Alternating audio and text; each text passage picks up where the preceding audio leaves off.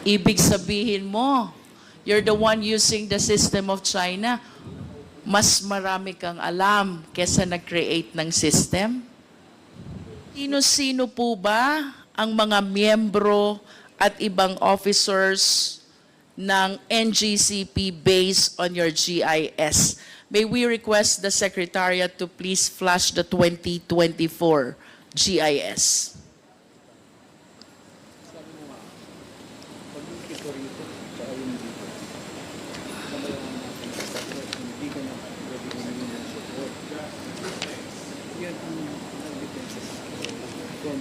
NGCP, please.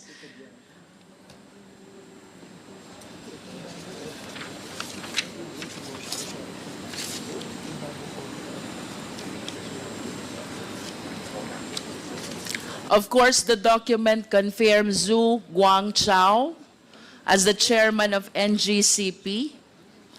And in addition to this Chinese national, we have also number 8, Yao Yusheng, Wang Lijin, Liu Xinhua. Although their positions are not indicated in this GIS. Proceeding to our GIS on stock holdings, Mr. Chair. Kindly flash the next slide.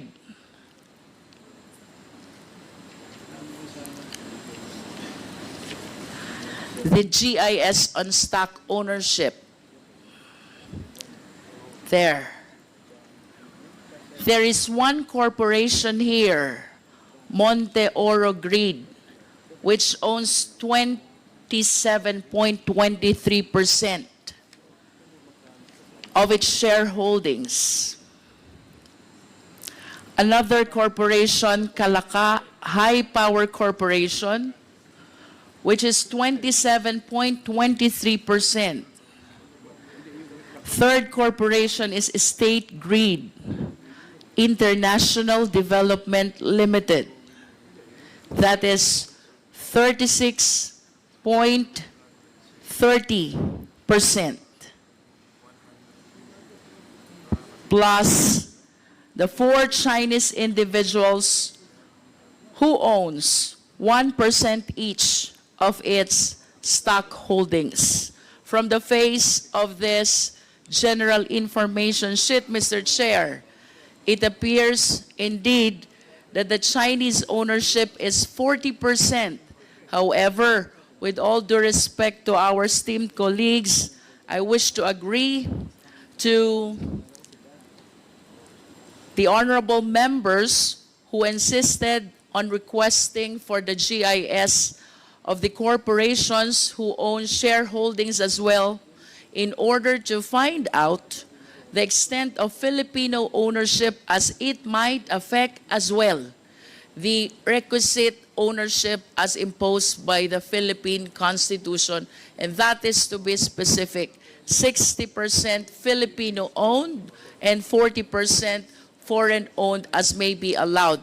And therefore, let this representation reiterate the earlier motion to Sestecum for the submission of the GIS of Monte Oro, Kalaka High Power, and if possible, the State Grid International Development. That is, if our intention indeed is to find out if there is full compliance with the requirement of the Philippine Constitution. Another corporation which GIS we want to request, as earlier requested, is the Synergy Grid Development Philippines, which owns 9.24% of the stock holdings of NGCP, Mr. Chair.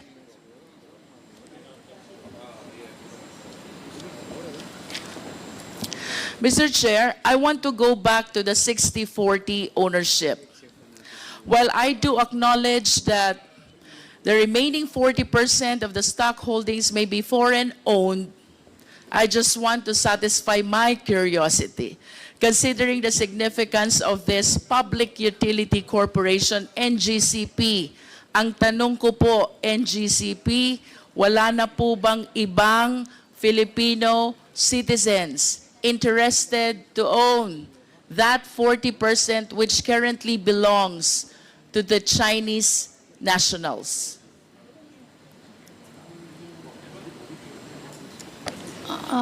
Your Honor, we do not have any knowledge or aware of it. May we know, NGCP, the primary reason why the NGCP preferred or allowed or opted to have this 40% be owned by Chinese citizens?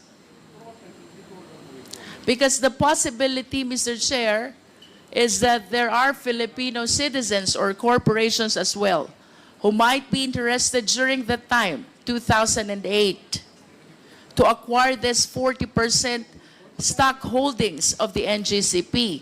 But as we can see from the GIS, that 40% is currently owned by State Grid of China Corporation plus the 4 other Chinese nationals.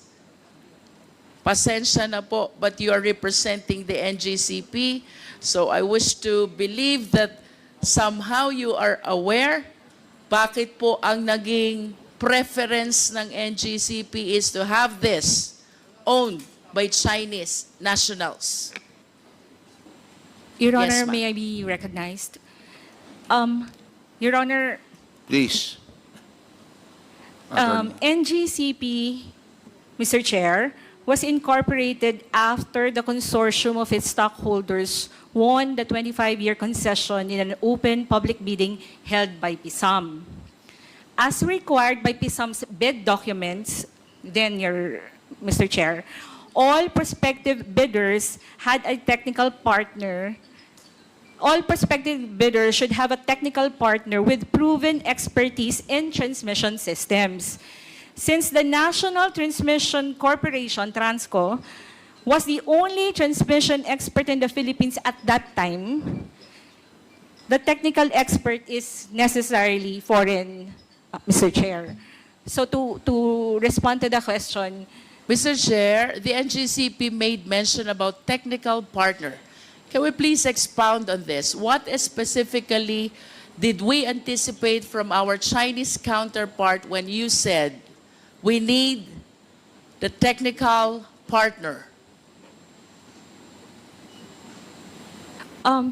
Your Honor, technical would include the operation of the transmission systems. You said operation? And as well as the systems operation, Mr. Chair, so transmission systems and the SO. And these aspects, Your Honor, transmission industry, Your Honor, is really, it's highly technical. Kanina po, sinabi nyo din, TRANSCO lang ang merong technical capacity, should I say, or resources. And that is why you relied on foreign ownership when it comes to technical part. To enlighten the public, NGCP, are you trying to say na ito pong technical part ng NGCP cannot be provided at all by Filipino citizens? Your Honor, yung konteksto po ng response ko was that from the beginning, and that nung nagbidding din po nung panahon na yon, nung binid out din po ito ni PISAM, other participants in that bidding is meron din po silang kani-kanilang technical expert who were also foreigner, Mr. Chair. Right? So, Kinakonteksto ko lang po, Mr. Chair, na kaya na hanggang ngayon, nagpapatuloy pa rin, Mr. Chair, yung composition ng NGCP. Let's go back to the 30-40. time when NGCP was incorporated and applied for a franchise, because that's what you are referring to. You were saying during that time, the only company which has technical capacity is Transco, and the other companies with technical capacity has foreign counterparts as well. Do you confirm that? Mr. Chair, because transmission, Please answer the question, yes, NGCP. I confirm. And with that answer, are you trying to say that during that time, hindi kaya ng Filipino citizens to supply the technology or the technical aspect of the NGCP operation? At that time, Mr. Chair, yes. At that time, yes. And of course, when you say technology or technical operation, that goes to the heart of the very operation of the NGCP. And you were saying hindi kaya ng mga Pilipino. Tama po ba ito, NGCP? At least during that time. During the time. At kung hindi to kaya ng Pilipino during that time, then it follows during that time, we were solely dependent on our Chinese counterpart who owns the 40%. Yes or no? Mr. Chair, can I give a context? Because the bid document, Mr. Chair, requires for a technical partner. Mr. Chair, I'm just following the answer of our resource persons. We go back to 2008. You said during that time, hindi kaya ng mga Filipino.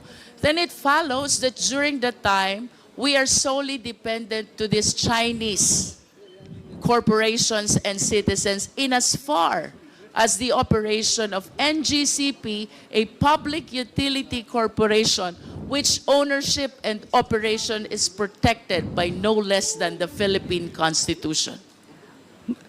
Mr. Chair, kung sinasabi nating Pilipino, meron yung mga pong employees ni Transco na after na-incorporate na si NGCP at si NGCP na po ang concessionaire, yung ito pong mga employees na technical ng Transco has been assumed. So, However, Mr. for Chair, purposes- even considering that they have Filipino employees, of course we understand that the citizenship of the corporation is determined by the extent of ownership of the owners. If the owners' majority are foreigner, then it is a foreign corporation. Otherwise, it is a Filipino corporation.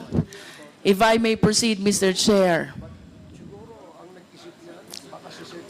Another important information I came across with is the working group of NGCP. Ano po ba itong working group of NGCP?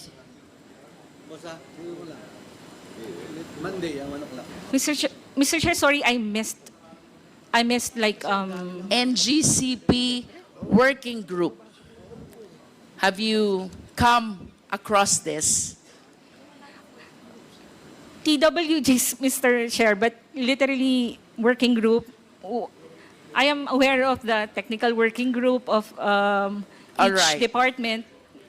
Please allow this representation to continue. Under the working group of NGCP, there are two important officers. One is Chairman Yuan Ming Jun. He is described as acting officer, acting chief technical officer. And another is alternate chairman, Chan Chang Wei. These two play significant role in the evaluation of bids and in making recommendation for the award of contract. May I request the Secretariat to please flash the document of first, Aurora Polanco project. Next is EB Magalona Bacolod project. These are all transmission projects. And third is the document pertaining to the purchase of site of Cebu, Panay, Negros project. Secretariat, please, at least to satisfy the committee that these two Chinese nationals under the working group of NGCP indeed did the evaluation of bids and the recommendation for the award of contract.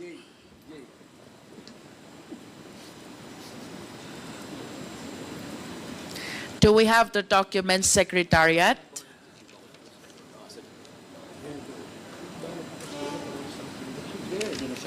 While we are waiting for their documents, I wish to add, Mr. Chair, that there's another Chinese national, this time Wen Bo.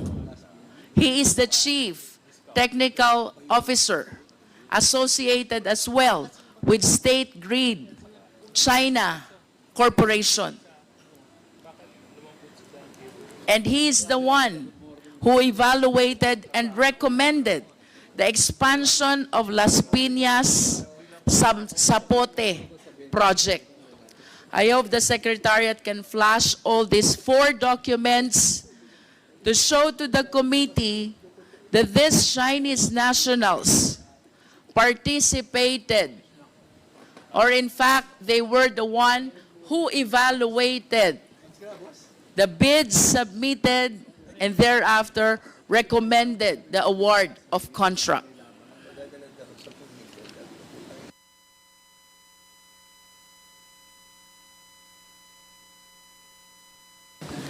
Considering the information, Mr. Chair, that this representation have relayed already, the chairman is a Chinese national. Other executives, Zhang Yuwang and Xin Juwan, are both Chinese nationals. And then we have this working group of NGCP, Ming Jun, Cheng Wei, and a certain Wen Bo participating in the evaluation of bids, all Chinese nationals. And NGCP continue to maintain that the managerial and executive officers are Filipino citizens. Mr. Chair, I am prompted to ask for a complete rundown of the remaining key officials of NGCP, which the NGCP representatives, I hope, will provide at the soonest possible time. Mr. Chair. To proceed, Mr. Chair, NGCP, are you aware that the State Grid Corporation of China has its own publication? I am not aware, Mr. Chair. Secretariat, kindly flash the publication which says SGCC first time acquired right to run transmission grid outside China. This publication, from the perspective of China, totally rejects the position of the NGCP that the Filipinos are in control of the NGCP. Because as you can see from this publication, it is the SGCC itself which is claiming that for the first time they acquired right to run transmission grid outside China, referring to the National Grid Corporation of the Philippines. May we hear the comment of the NGCP?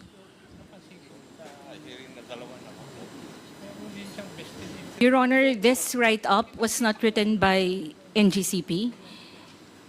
This write-up is, I understand. But going back to the question, do you still maintain the position that the managerial executive officers are Filipino citizens? Do you still maintain the position that Filipinos are in control of NGCP?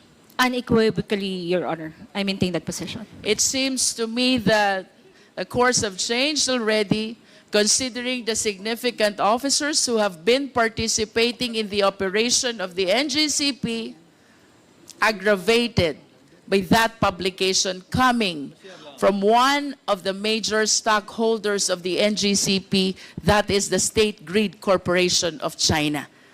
That is a manifestation, Mr. Chair. To continue, Mr. Chair, NGCP, nasan po ba ang switchboard ninyo? You don't know? Your Honor, it's a technical term. We have technical people here. May we I- ask the technical people?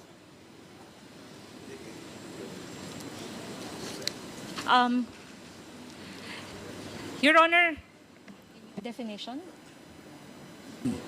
May we have a clarification Yes, insofar as that term? may we know, okay, so you're calling in the technical people to help out.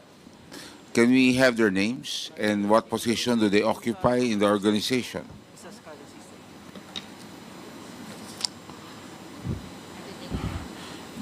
Sino po sila?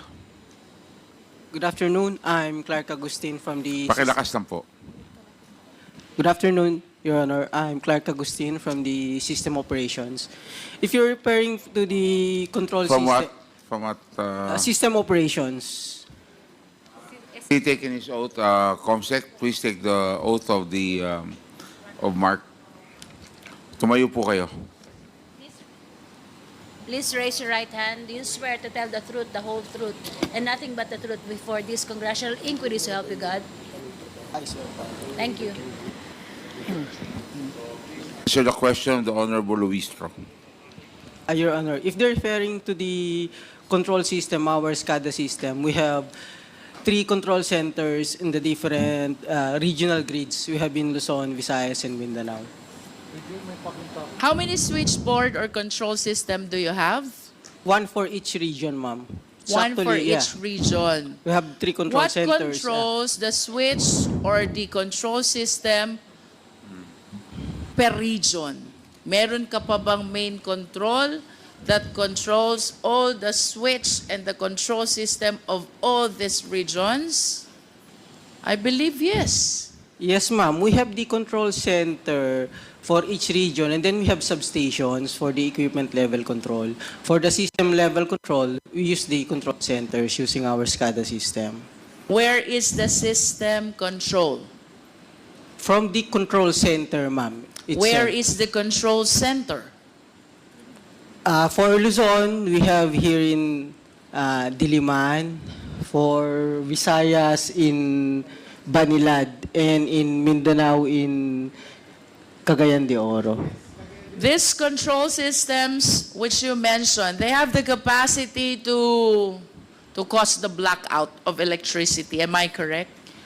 Not to cause a blackout, but to control our transmission assets and If I want to substations. turn off the electricity, I just need to switch off the control system. Am I correct? 1 by 1 per equipment. You One can do by that. one. Yes, ma'am. We can control it remotely. So, kanina you mentioned about the main control. How many main controls do you have? We have a control center monitoring and controlling different equipment of the grid. How many main controls do you have? So we have a system, pag control po ma'am, not necessarily, as I get from your question, isang button, wala po siyang ganon. So kasi different parts po ng grid, different assets, different control. So if you want to operate a certain circuit breaker, kailangan mong operate that specific breaker. But at A specific least feeder, yeah. if I turn off one of those Did you say assets Yeah. of that control system? Then the electricity will not work anymore. If I turn off one of the several assets of the main control system, the electricity will not work anymore. If you intentionally isolate a specific area, that specific area will not have electricity, will not have supply of power for that specific area associated to that equipment. To simplify, Mr. Chair, that main control that you are talking about is responsible to make the electricity available or otherwise. Yes, ma'am. Okay. So you said that you have main control in Luzon, in Visayas, and Mindanao. My next question is, what is this operational computer in Nanjing? I'm not aware of that, ma'am. Operational. Operational computer in Nanjing. Nanjing, China, I believe. I'm not aware of that, ma'am. Well, based on reports, there is such a thing as operational computer in Nanjing, which is connected to the server in the Philippines that can control the availability of electricity in the country. Can you comment on this? I'm not aware of that. Is Control, it yeah. possible that this information is exclusive to the Chinese counterparts and not shared to the Filipino counterparts? Based on our configurations of our control center, this cannot be controlled remotely through overseas, not even here, yes, here in What is your basis for saying that it cannot be controlled remotely? Are you that expert? Based on my experience and my knowledge, our SCADA system is actually isolated, ma'am. It's not connected in the internet, so you cannot easily control it remotely. Without Based on the design and the architecture. I understand. With all due respect, but considering that our IT infrastructure, tama ba, is provided by the Chinese counterpart, or should I say, a Chinese corporation, I humbly submit that no matter how knowledgeable Filipino citizens are, the one who created the system know more and know better than the one operating the same. As a general statement, do you agree? No, ma'am. Ibig sabihin mo, you're the one using the system of China, mas marami kang alam kesa nag-create ng system? No, ma'am. As I've said, This is a general statement, NGCP. It is not my intention to undermine the technical know-how of people from the NGCP, but logically speaking, ang sabi, the creature cannot become higher than its creator. I believe that the one who created knows more and knows better about the system than the one using the system. Do you agree? I disagree, ma'am. Say for example, bawa, meron akong laptop, computer, it's made in the US or in China. That does not mean the manufacturer can remotely use my device. Kung analogy po, ma'am, ang pinag-uusapan. No, I'm talking about the system as a whole, and considering its use, the use of the system, considering that they were the ones who created it, it is my humble submission that no matter how expert we are, the one who created knows better about the system. That is a manifestation. We respect your position. To continue, Mr. Chair, Mr. Chair, Mr. Chairman, Romy Ako. with the indulgence of the Honorable Luis Tro, because I'm interested in the point